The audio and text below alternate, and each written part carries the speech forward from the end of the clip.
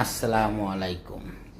আমার সকল কদম ফুল সেন্টার ভাইয়েরা, আপনাদেরকে কেউ বলবেন না স্টার ফুল, বলবেন কদম ফুল।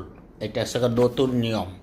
কদম ফুলের ভাইয়েরা সবাই যারা নতুনদেরকে দিয়ে থাকে, আমার সেই কদম ফুল ভাইদেরকে সবাই সম্মাননা দিবেন।